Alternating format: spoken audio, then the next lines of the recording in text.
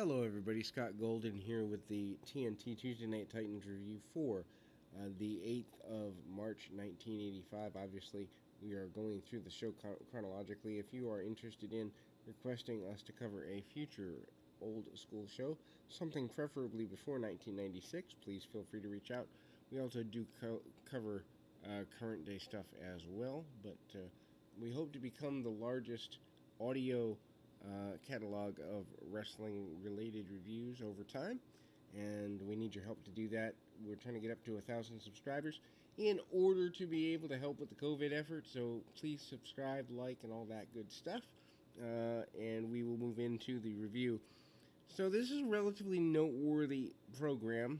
You know, Piper discusses the upcoming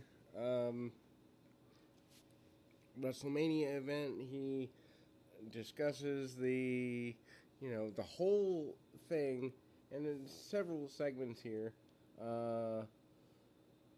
Several segments here of Piper really hyping Mania, talking about how T doesn't belong, talking about how there's nothing that an actor should do, that he's a bigger star than everybody, that he is unstoppable. Of course, then we do get the clipped version of the non-finished Hogan Piper war. Obviously, Piper leads to interference. He talks and discusses, and I mean Hogan Piper matches, for the record, and when we get to a more match-centered show, TNT's not that.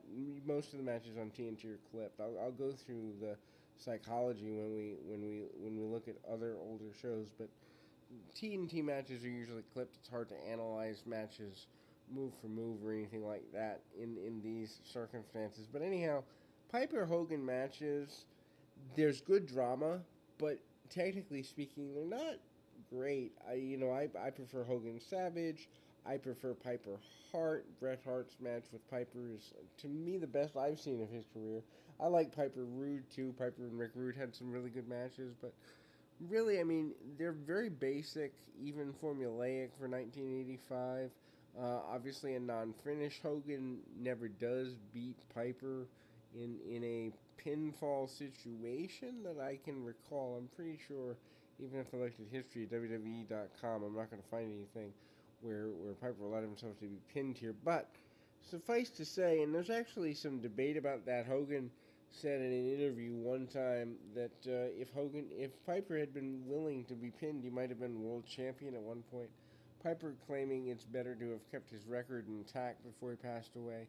I mean, the discussion of Paul Orndorff being the partner, actually interesting to me that Bob Orton wasn't the partner. Of course, Orndorff is the bigger star at the time, and maybe they were even thinking way ahead of doing Hogan and Orndorff down the road, toward 86. I don't know if that's where they were thinking of going, but obviously, Hogan and Orndorff do have a big run in the summer of 86. So about a year and a quarter later here. Piper's just gold here. He's making fun of Mr. T. He's making fun of Cyndi Lauper. He's making fun of anything that moves. And really, it's interesting to me that he didn't get more of a babyface reaction when he has the opportunity to get a reaction. So we go to Junkyard Dog discussing his recent success, and he, talks about wanting to get in there with Greg Valentine. He talks about having multiple partners. He talks tag partners. He talks about having, just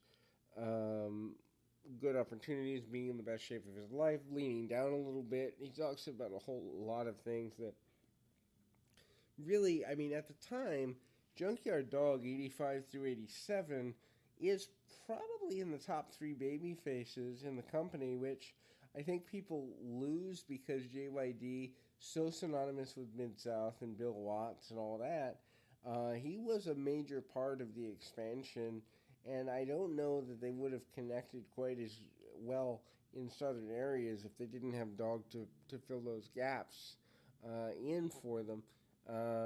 He does address Greg Valentine, which it always struck me as odd that Dog ended up getting the match with Valentine at Mania when there's still a major feud between Santana and Valentine over the Intercontinental Championship at the same time. Perhaps, well, no, because I was going to say perhaps Santana's not in condition to perform, but he's actually in the opening match with the Executioner. I just, to me, the inversion of those two matches would have been a good idea. Santana and Valentine, obviously, a better technical match, and I think they could have done more with the Intercontinental Championship match as a result, and a win for the Junkyard Dog over the Executioner would have sufficed to please the Garden fans and the fans watching on closed circuit, unless they literally wanted to get a whole bunch of more house show mileage out of Santana and Valentine, and they weren't comfortable with putting them on pay-per-view, although they did air on several cable networks, Prism and MSG Network in USA. They aired house shows that would have included at least a few matches between the two, because they know they exist on tape, so it's always kind of caught me as odd. Anyway, Mr. T and Hulk Hogan training for WrestleMania. Basically, it's important to, I guess, point out here that T is trying to get Hogan to be a street fighter. Hogan's trying to get T to be a wrestler. Now think about that for a minute. Hulk Hogan giving you wrestling advice and you needing to take it because, well, he's the world champion. It strikes me as odd. It always has, that Hogan was in a position to give that level of advice. Anyway, so they're training. They're doing weight training and running and all sorts of things. And then we move to, let's see. We move to just a campy segment they do for a couple of weeks. That is Sarah the Soothsayer, otherwise known as like a psychic with a cauldron. Think SummerSlam 89 for older fans, where Sherry has the cauldron and she's predicting the future for Randy Savage and Zeus before SummerSlam 89. This is a much campier, much dumber, much more Miss Cleo version of that. They do this over the span of a couple of weeks, and it's ugly. Fabulous Moolah comes out. She promises that Leilani Kai is going to win the championship. She is, all over the place there, and Leilani Kai really looks and is probably one of the better women in the area at the time. She obviously gets the WrestleMania 1 match with Wendy Richter.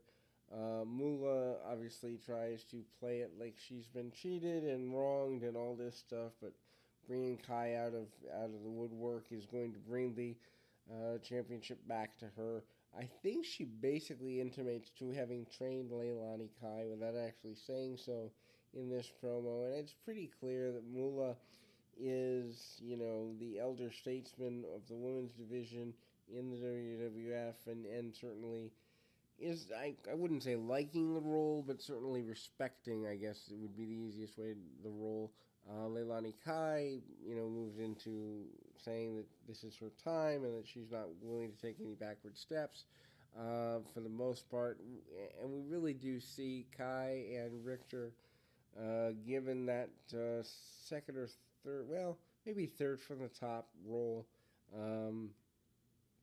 because of the involvement of Cyndi Lauper and everything that goes on with that. They do carry that character a little bit further because that had really, without the Rock and Wrestling Connection, WrestleMania 1 may not have happened. I'm not going to say definitely wouldn't have, but certainly the Rock and Wrestling Connection stuff and the involvement of David Wolf and Cyndi Lauper and other celebrities at the time really makes a big deal. I think I know it's 85. I don't know if it's this soon, but the Rock and Wrestling cartoon probably wouldn't have happened either without the involvement of Cyndi Lauper. So a lot of merchandising comes from that. A lot of different things. But that's the close of the show. As mentioned, you might want to go out of your way to just check out the Mr. T stuff. Just seeing him work out's really cool. You might want to go out of your way to check out the matches with, or the segments with Piper. Those are always golden. I think I missed a little bit the squash match that Junkyard Dog has with Rusty Brooks. Brooks, for his size, was a really big guy and probably could have been a little bit more than an enhancement talent. Maybe something like a guy that got a few wins over enhancement talents, but then always ends up losing to the Stars. Because, I mean, he had a really rotund and interesting look, to say the very least. But he is the victim of a Junkyard Dog thump slam for the victory. But that's this particular episode of TNT in a nutshell. We'll be back with more of these. Keep your feet on the ground and your mind in the moment. Until next time, everybody.